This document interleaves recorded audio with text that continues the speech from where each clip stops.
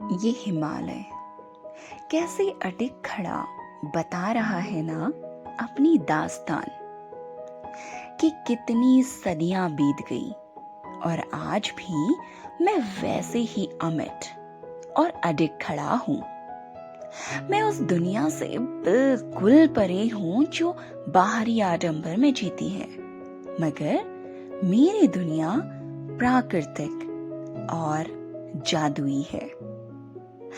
तो हम निकल पड़े इस जादुई दुनिया को थोड़ा करीब से जानने। तो चलो हम ले चलते हैं आपको एक ऐसी जगह जहां प्रकृति ही सर्वोपरि है, सबसे ऊपर। ना कोई फोन, ना कोई नेटवर्क, और हाँ सिग्नल है, वो भी बस नेचर से कनेक्ट करने की, जहां आप पाते हैं खुद को तलाशने का एक जरिया। तो चलो शुरू करते हैं इस सफर को। Welcome to Darma valley.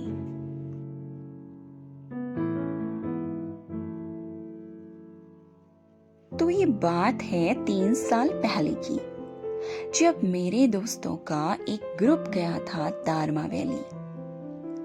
उनकी बातें सुनकर, उनके किस्से सुनकर, उन्होंने जो मुझे एक्सप्लेन किया था, वो सारी बातें सुनकर मेरी भी दिली इच्छा थी कि मैं इस ब्यूटीफुल वैली को एक्सप्लोर करूं, क्योंकि मुझे नई नई जगह एक्सप्लोर करना काफी पसंद है।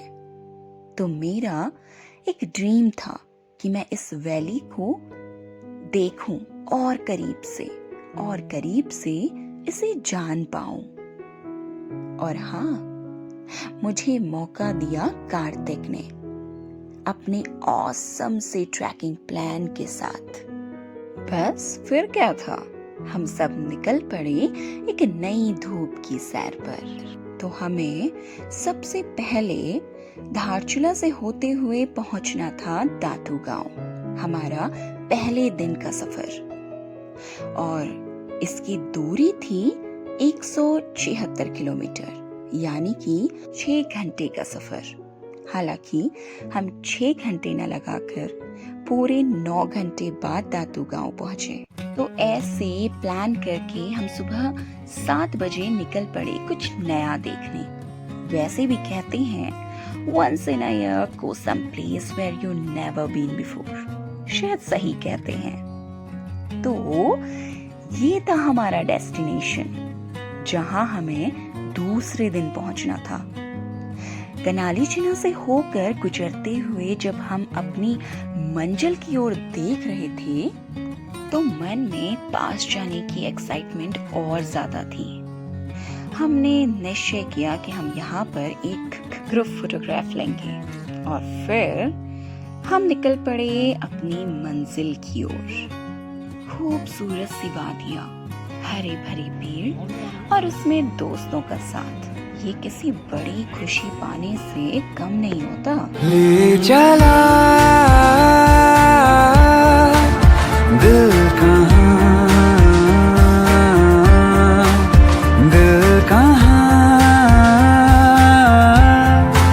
ले चला। इस तरह ओगला जॉलजिबी होते हुए हम पहुंचे धारचूला। धारचूला तक का सफर बहुत अच्छा रहा। अब हमें सफर तय करना था इससे आगे का, जिसके बारे में सुना था कि यह रास्ता मंजिल तक पहुंचने से पहले काफी डरा देता है। मगर धारचूला से आगे के जो नजारे थे, उन्होंने तो हमारा दिल ही ले लिया। सबसे पहले मिला ये वाटरफॉल। ऐसा लग रहा था मानो ये हमारे वेलकम के लिए तैयार खड़ा हो। यूं तो गाड़ी में बैठे बैठे सबकी हवा टाइट थी, मगर इतने मनमोहक दृश्य को देखकर सब गाड़ी से उतर पड़े और निकल पड़े फोटोज लेने। बस फिर क्या था, देर तो होनी ही थी।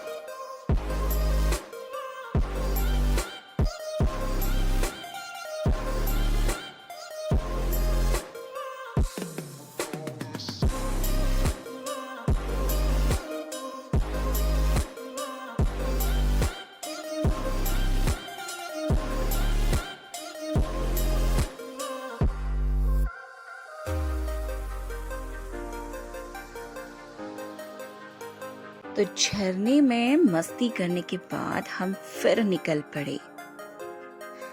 कुछ दूरी पर जाकर ये फिर क्या नजारा था? ओह, एक और वाटरफॉल, वो भी 2000 फीट लंबा। ये सच में आंखों को सुकून देने वाला सीन था। धीरे धीरे रास्ता थोड़ा टफ होता जा रहा था और हमारी स्विफ्ट डिजायर हमें बार बार डरा रही थी। एक बारी को तो लगा कि शायद अब ये गाड़ी इससे आगे बढ़ ही नहीं पाएगी, लेकिन किसी तरह भैया ने कोशिश करके गाड़ी को आगे कर ही दिया। लेकिन उससे ज्यादा थ्रिल दिला रहा था नीचे बहता नदी का पानी, जो काफी गहरा और काफी तेजी से बह रहा था। इसे देखकर लग रहा था मानो कि बहता पानी अपने शोर के साथ कुछ कह रहा है। यह नदी एक प्राकृतिक बैरियर है जो नेपाल और भारत को अलग करती है। इसके दूसरे छोर पर स्थित है नेपाल बॉर्डर।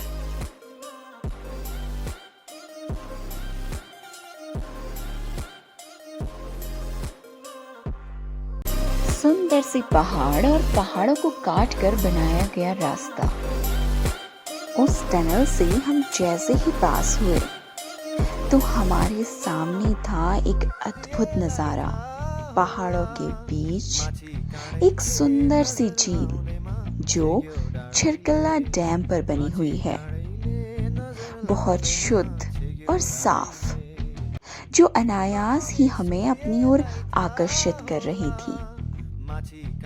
इसे देखकर ऐसा लग रहा था मानो किसी ने पिरो पिरो कर बहुत शिद्दत से प्रकृति को बनाया है।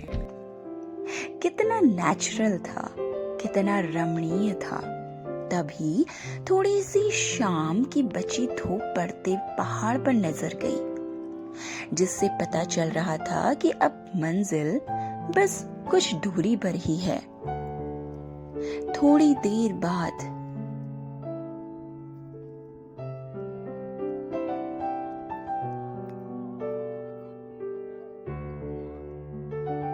रास्ता और कठिन होने लगा।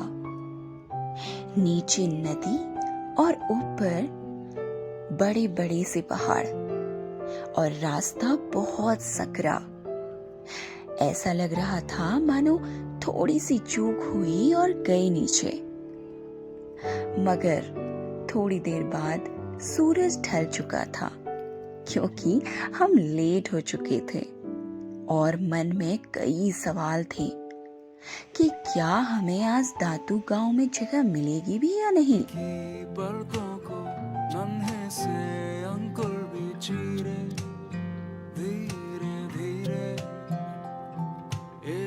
तो इस तरह हम पहुंचे दातू गांव। बहुत सुंदर, अद्भुत, अद्वितीय नजारा। वो सामने बर्फ की चोटियां और उन पर पड़ती मूनलाइट पूरे गांव को रोशन कर रही थी। और उसके बाद हम पहुंचे जयंती मौसी के घर, जो एक होम स्टे है। ठंड बहुत थी और भूख भी लग चुकी थी। हमने फ्रेश होने के बाद सबसे पहले चाय पी और फिर चल दिए जयंती मौसी के हाथ का बना खाना खाने। वो आग में बना हुआ खाना बहुत टेस्टी था और जब उन रोटियों में घी लग रहा था तो खाने का दुगना मजा आया। खाना खाकर थोड़ी देर जयंती मौसी से आग सेकते सेकते बात करने के बाद हम लोग सो गए। और ये थी हमारे पहले दिन की यात्रा, बहुत रोमांच से भरी हुई। इससे आगे की यात्रा हम आपको दिखाएंगे पार्ट 2 में। उसके लिए कर लीजिए थोड़ा सा इंतजार।